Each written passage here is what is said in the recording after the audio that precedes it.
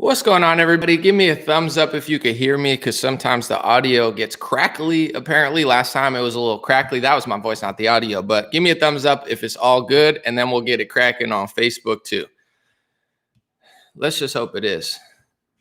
Someone said I'm not going to read that comment. What's going on, Facebook? I'm here on the Facebooks. I'm here on the YouTubes. We got the double stream going. Today, I want to talk about COVID-19, the Great Reset, and a lot of stuff that is happening in the world that is going on besides just COVID-19. There's a lot of new things that happened this year, and a lot of news sources are not covering them. I'm just going to go down the list real quick as people are going in. Give me a thumbs up if the mic is good on YouTube. I'm sure it's good on Facebook. It's just my cell phone, but that's the story of the day. Things that are going by the wayside this year and the last couple of years is such a political arena that there's certain news stories that dominate the media. So, for instance, I don't want to get into it yet. I'm going to wait a minute or two for people to get in, but you had Russiagate for 3 years, then you had Ukraine impeachment, and this year is, all right, great. It sounds good on YouTube. Now we're good. We've had stories that just take up months of our time, take up years of our time. And obviously the story was COVID-19, the virus that just struck the world by surprise and pretty much changed our entire way of life.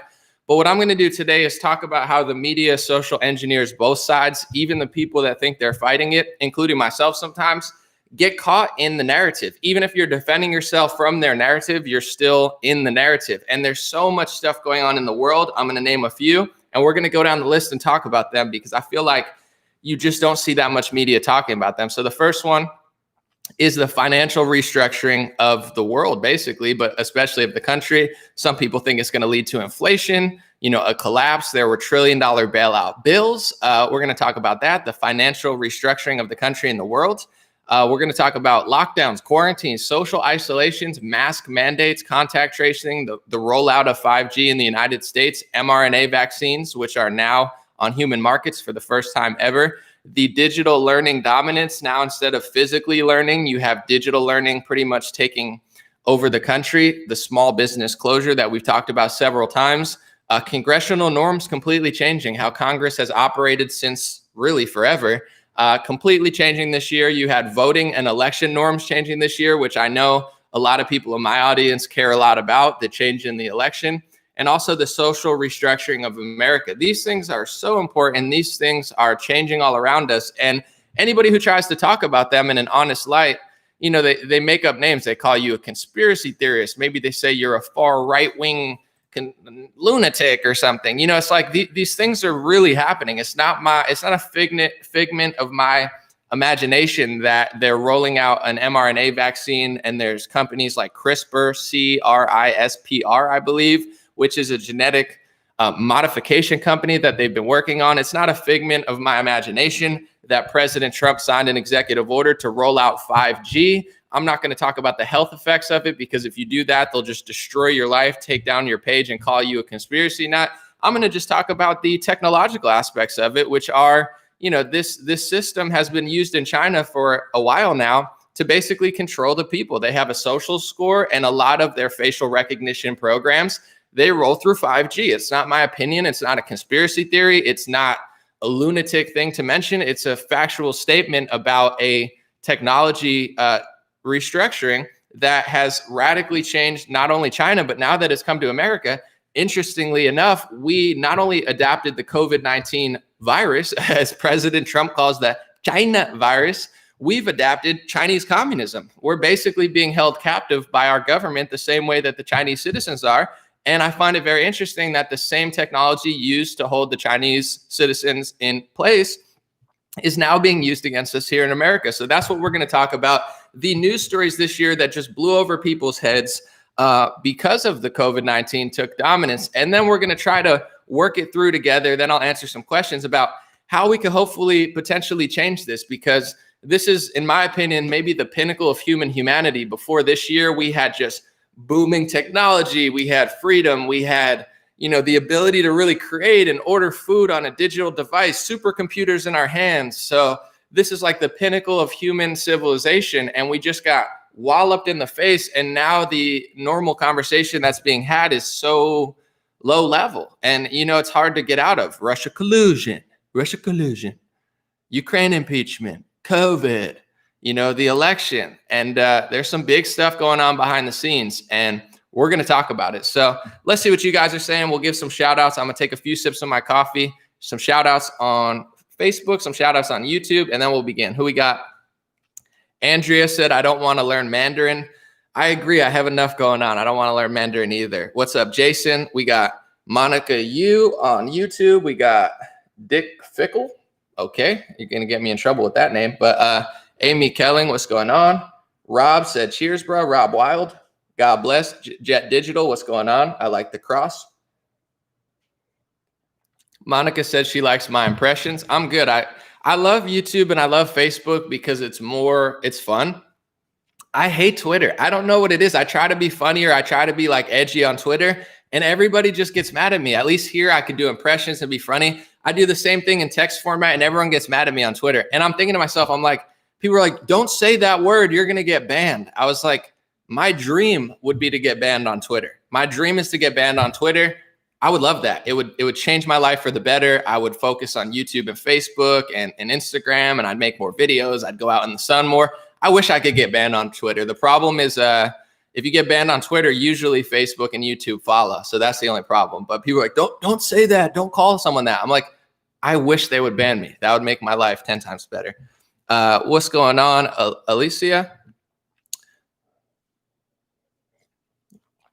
All right, let's start it up. So I want to talk about, before we get into all the stuff going on this year, the financial restructuring, the lockdowns, the quarantines, the social isolation, the mask mandates, contact tracing, the rollout of 5G in America, which you can't even talk about. It's not a theory. It's a fact. They did it. There's an executive order. This is the new technology.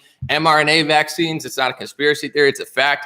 Digital learning dominance. Now you have a generation of nurses and doctors that don't do hands-on anymore. They're learning over a Zoom call, which is obviously going to affect them. Small business closure, which is going to have an impact for generations to come. Congressional norms, things like a $1 trillion bailout bill, which is the most expensive bill we've ever passed. And the only opposition to it was Thomas Massie, a Republican, who said, listen, not only is this the biggest wealth transfer bill in modern history, but he said something important. He said, Congress has always gone to work. You have to go to work. You're an essential worker. Congress didn't even show up. And what Thomas Massie was concerned about with that CARES Act, the $1 trillion wealth transfer bill, was that they were doing it in the dark. We didn't even know who voted on it, because you get what I'm saying? Usually it's filmed and it's live and you can see it and they keep the records. But because of COVID, no one showed up to work and no one knows who voted for it, although probably almost everyone did. So voting and election norms, I mean, everybody, especially Trump supporters, are furious with this election, rightfully so. This all happened earlier this year with COVID-19. So when I say it's a Trojan horse, I'm not saying it's not real. I'm not saying it doesn't exist. I'm saying this thing, which is, in my opinion, drastically being over accounted for. They're doing everything under the sun for a virus that has a 99% survival rate. That, Moderna did studies recently with a 30,000 efficacy trial.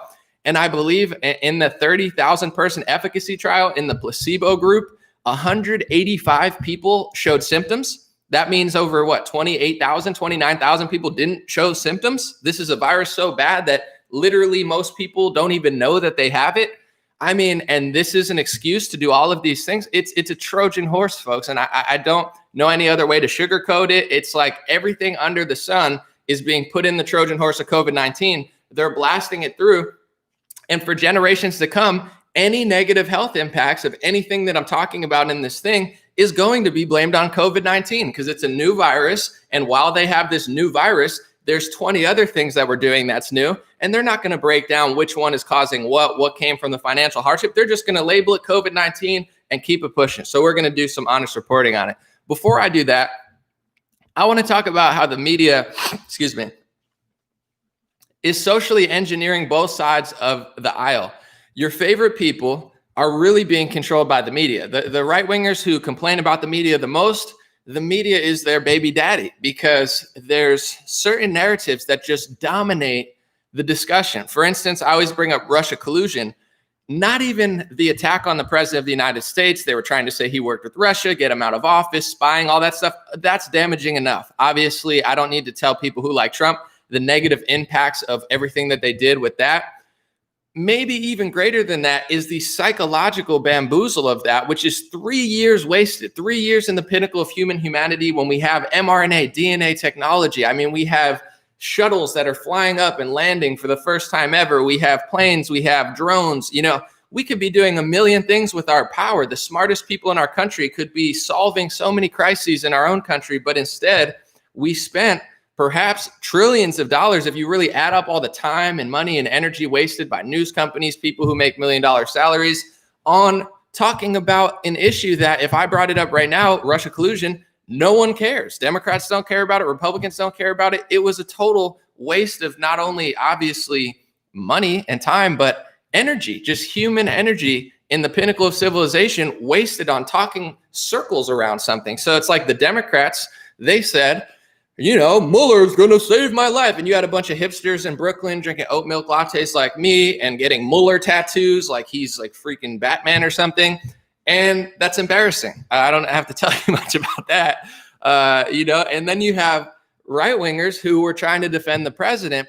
And I did as well. I did a few videos on it and talked about it a few times. But you had people, their whole lives revolved around Mueller report. They had thousands of clickbait articles about it, just nonstop talking about it instead of talking about anything. So that's one of the ways that the media gets us. Even if you're defending yourself from their narrative, you still have to live in their narrative. So that's something for me and others to think about, is how do we break out of that? Because when George Floyd hit the country, everyone talked about it. It's like, if you weren't attacking people with it, like I had some college bros I haven't talked to since college. They're like, Anomaly, you're starting to seem really racist right now. It's like, I'm like, dude, I haven't talked to you in 5 years. You haven't posted a single picture except for you at a beer pong table at the beach like 4 years ago. And all of a sudden you think you're Martin Luther King Jr. because, George Floyd got under your skin. I'm like, you're a joke. I've been talking about stuff for 4 years and you come out once every 4 years. Like, Anomaly, I think I'm Malcolm X now because the media told me. It's like,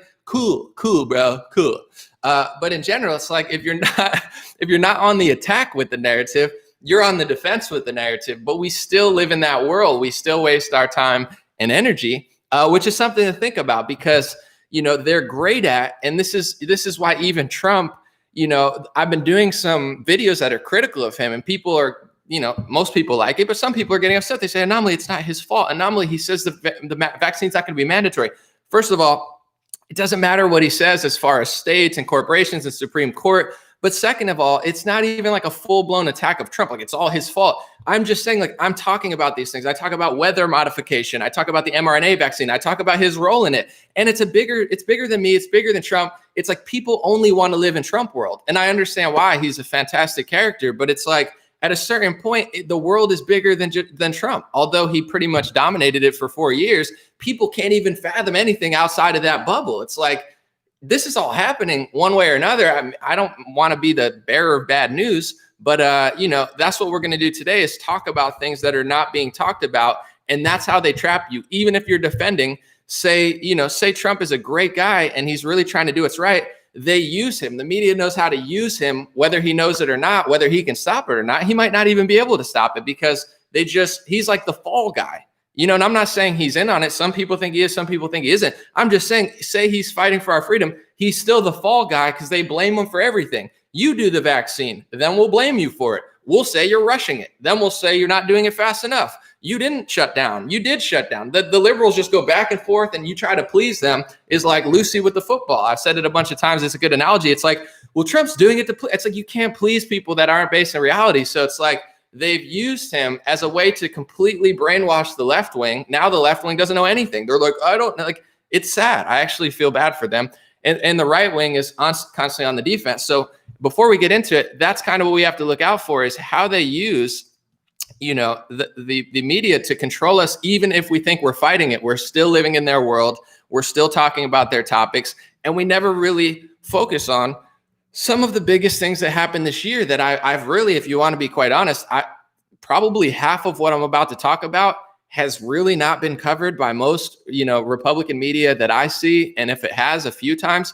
So first is the financial restructuring, possible collapse, $1 trillion bailout bills, restructuring, inflation, et cetera. I'm not a financial expert, so we'll see your opinion as well. But, I've seen so much support for the stimulus package. Like everybody who likes Trump is like, he's doing stimulus bills. It's like, if this would have happened last year, this is like full blown socialism. It's really full blown communism. When you close down the government, bipartisan fashion, pass $1 trillion bailout bill. They tried to own Boeing. They tried to basically threaten Boeing. Like, if you don't give part of you to the government, you're not going to get the money. So this is like full blown communism. They're telling Honeywell and other corporations, you need to make ventilators right now, using government executive authority. Like, this full blown communism. I'm not blaming Trump. I'm not saying it's all his fault, but he did play a part in it. And it is happening. It's like, I don't know what to tell people. I can't sugarcoat this. It's like, if it was Hillary or Biden or Ted Cruz, like, I can't ignore what's happening. I just have to say it.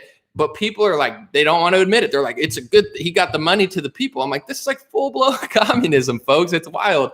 But no one's really talking about what's going to happen from this, including in Trump world, because I think the media is so evil and dishonest, and they're constantly calling you racist, and they're constantly blaming Trump for everything. It's annoying. I agree. But because they do that so much, I feel like people, they've gone into full-blown excuse mode forever, where it's like, I have to make excuses for what's going on because the media is so bad. It's like, the media is bad. What's happening is very strange. But let's talk about, the future of what's going on outside of, I got $1,200. That's great. But what happens with this much inflation? I don't know. Fiat money is very confusing. The central banks are bizarre, to be nice. I think fiat money that's not backed up by gold. It used to be, I guess, at a certain point. It hasn't been in a while. Can they finesse this? Is this going to just like end in a good way? Hopefully. Obviously, I hope so. But it also could end in mass inflation. It also could end in a lot of bad ways. I think you should talk to a better person in finance for it. But like, it's a huge deal. This has never been done before, not even close. And the fact that the house market is still booming, the fact that the economy is still booming, something about this seems fake to me. And I'm not saying fake like it's not happening. I'm talking fake in the sense of like a bubble. If there's ever a time for a bubble, this could be it. Everything could collapse. So I think, this should be talked about on every news website, but you're not going to hear about it at all because they just say CARES Act, Nancy Pelosi. Well, Nancy doesn't want to sign the bill. Well, Nancy Pelosi. Well, Trump and Nancy Pelosi. It's like a circus. When I log into Twitter now, I literally play the theme song for the circus. And I see Trump, it makes it a lot better for me because I hate Twitter. So now I laugh instead of getting angry at people all the time. It's funny. But that's probably the biggest, or one of the biggest stories of the year that they're never going to talk about. So next one I want to talk about is what I've done a few times, so I'll make it pretty short. Lockdowns, quarantine, social isolation. This has never been done before. Obviously, I just did a video, watch that one. But if you were to tell anybody 2018, 2019, 2017, 2016, any year in human history, literally ever, hey, we're going to do this, and this. Do you think it's going to lead to negative health impacts? Everybody would have said yes. Every liberal, every conservative. It's a no-brainer. It's science, settled science, that lockdowns, quarantines, social isolations, closing down gyms, watching people get more obese, more depressed, crushing the human spirit, it has a negative impact on society by far. Such a negative impact that, honestly, I think someone should probably go to jail for this, but they won't, but they probably should. In general, it's probably one of the biggest crimes against humanity since, the last war or genocide. I mean, this is like sick stuff. And no one's talking about it. And you know what they're going to call it in 5 years? You know what they're going to call it this year and next month and in June?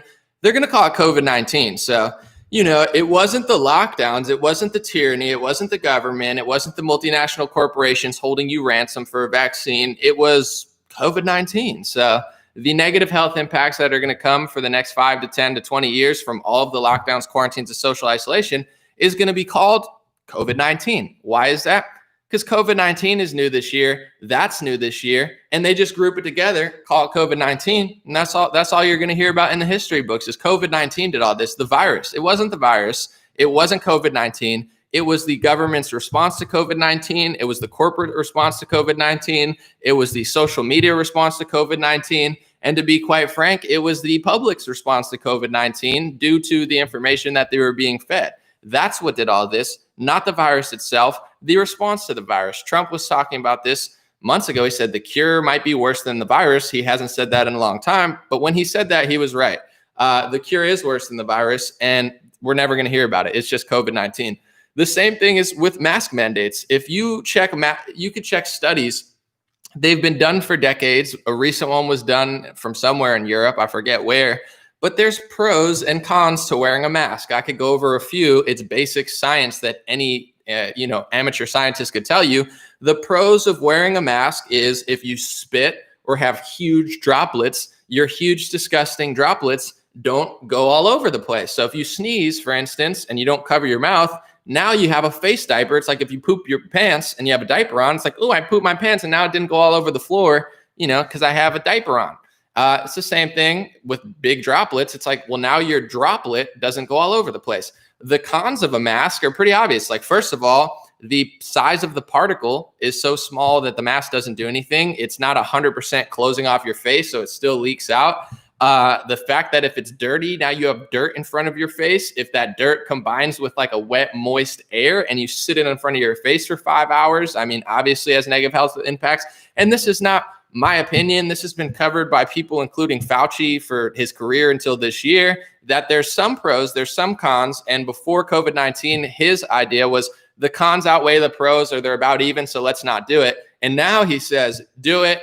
The pros are better than the cons. And if you say what I said 6 months ago, even though I've been here for 50 years or 40 years or whatever it is, you're a conspiracy theorist and you need to be censored off social media for saying what literally I said and my scientist said for 30 years. So there's pros and there's cons, but any cons from the mask mandate, guess what they're going to call it, folks?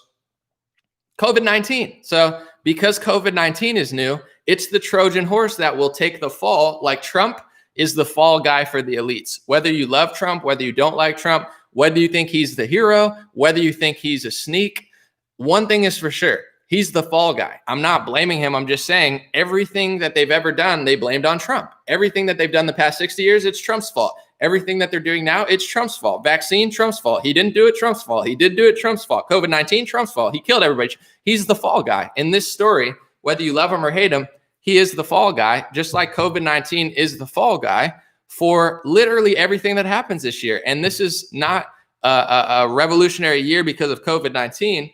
In some ways it is, but in other ways, the big story of this year is the response to COVID-19 is 100 times as crazy as any other year. And everything negative that happens from all the evil, sick stuff they're doing this year is going to be blamed on COVID-19. So lockdowns, quarantine, social isolation, mask mandates, that will be forever known for your kids to learn in their fake history books as COVID-19 did all of this, because there's no other thing ever that ever did anything, including, I guess, the flu. If you look at the flu numbers, they're way down. Are the flu numbers really down? Or have you ever got tested for the flu?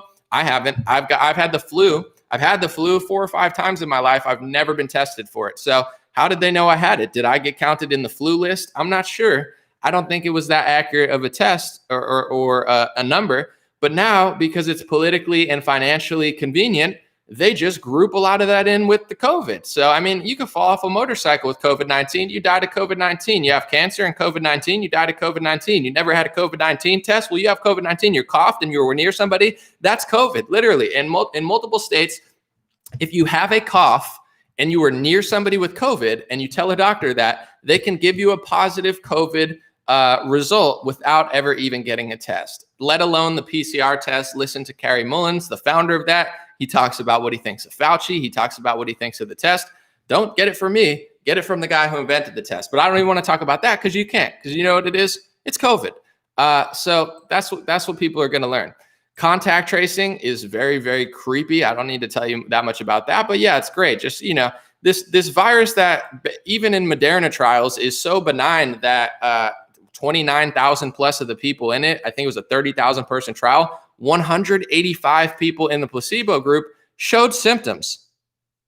Out of 30,000 or 15,000, I don't know if they split it into two, 185 people showed symptoms. I'm not talking about got hurt or died. I'm talking about showed symptoms. So that means how many 10,000 plus, 20,000 plus people didn't show symptoms.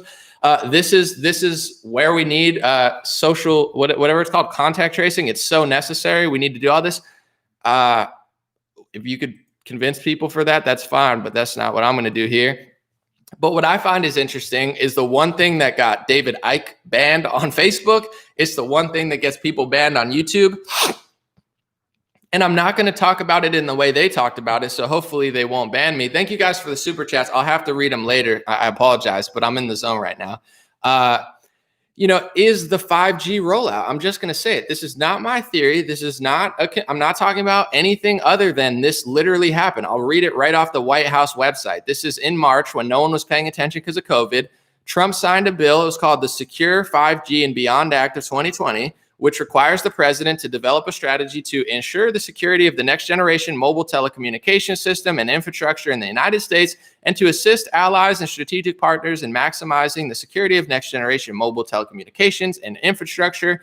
So Trump signed a 5G act. And if you listen to him in some of his COVID speeches, he was talking about it. He's like, I love the farmers. Okay. I love the farmers. We're going to get them some 5G. I'm like, yeah, I'm sure the farmers are just dying for a faster internet. Maybe they are. Maybe farmers really want faster internet. I don't know.